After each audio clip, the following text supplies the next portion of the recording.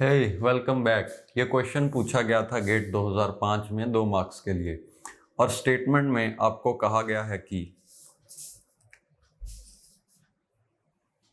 A line L in a circuit is said to have a struck at zero fault if the line permanently has a logic value 0. Similarly, a line L in a circuit is said to have a struck at 1 fault if the line permanently has a logic value 1. A circuit is said to have multiple struck at fault if one or more lines have a struck at faults. The total number of distinct multiple struck at faults possible in a circuit with n lines is.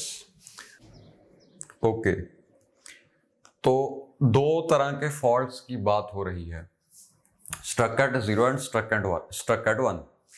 Struck at 0 का मतलब है जब कोई line या circuit में कोई wire हमेशा ही logic value 0 contain कर रही है, और स्ट्रक एट 1 मीन्स जब किसी वायर में हमेशा ही वोल्टेज है, यानी कि लॉजिक वैल्यू है 1। अब ये कैसे हो सकता है? से जो आपका सर्किट है उसमें ये वायर समहाउ कनेक्ट हो गई वीसीसी के साथ, यानी कि जो आपने इस सर्किट को पॉजिटिव इनपुट दे रखी है, पॉजिटिव 5 वोल्ट्स या कुछ भी हो सकता है, वो समहाउ इसके साथ कनेक्ट होगी ड्यू टू सम फॉल्ट। तो आप कहोगे कि इस वायर पे हमेशा ही 1 रहता है। मतलब कि अगर ये किसी गेट को कनेक्टेड है,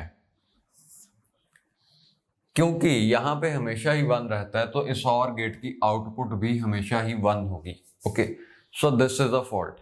अब यहां पे आपको कहा है एक सर्किट में टोटल n लाइंस हैं, n लाइंस या आप कह सकते हो n वायर्स हैं।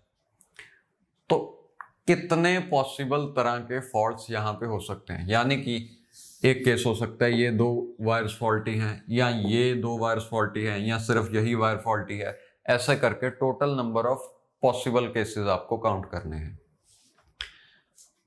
तो एक चीज तो आप क्या सोच सकते हो कि क्योंकि हर वायर के पास 2 पॉसिबिलिटीज हैं, यानी कि स्ट्रक एट 0 या स्ट्रक एट 1, तो आपको लगेगा कि इसका आंसर होगा 2 पावर n, बिकॉज पहली वायर के पास हैं 2 पॉसिबिलिटीज, सिमिलरली दूसरी वायर के पास भी हैं 2 possibilities, and so on till last wire उसके पास भी हैं 2 possibilities.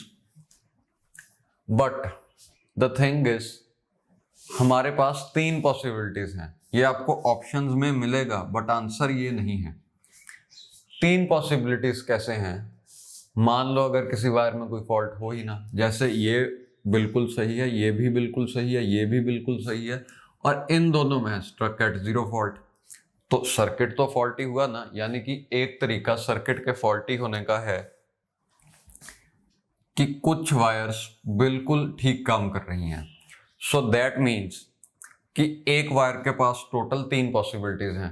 Either it could be struck at 0, और it could be struck at 1, और it could be completely working completely fine और ओके। सो अब हमने देखा कि क्योंकि हर वायर के पास या हर लाइन के पास 3 पॉसिबिलिटीज हैं, तो आपका आंसर होना चाहिए 3 power n। Okay, because 3 multiplied by n times is 3 power n। But ये भी गलत है, और ये आपको 3 पावर n ऑप्शंस में भी मिलेगा। ये गलत क्यों है? क्योंकि उन्होंने क्वेश्चन में पूछ रखा है कि कितनी तरह से यहां पे फॉल्ट आ सकता है। Let me read that line. The total number of distinct multiple struck at faults, यानी कि सर्किट फॉल्टी होना जरूरी है। हमें वही केसेस काउंट करने हैं जहां पे सर्किट फॉल्टी है। बट ये 3 पावर n केसेस में एक वो केस भी काउंट हो गया जहां पे सभी की सभी वायर्स ही सही काम कर रही हैं, यानी कि आपका जो सर्किट है वो बिल्कुल सही काम कर रहा है। Okay, now in 3 power n cases में से अगर मैं ये एक केस माइनस कर दूं, तो हमारा आंसर होगा 3 पावर n माइनस 1, जो कि सही है। And this is option B. Yeah, so your answer is option B, and I hope to see you in the next video also.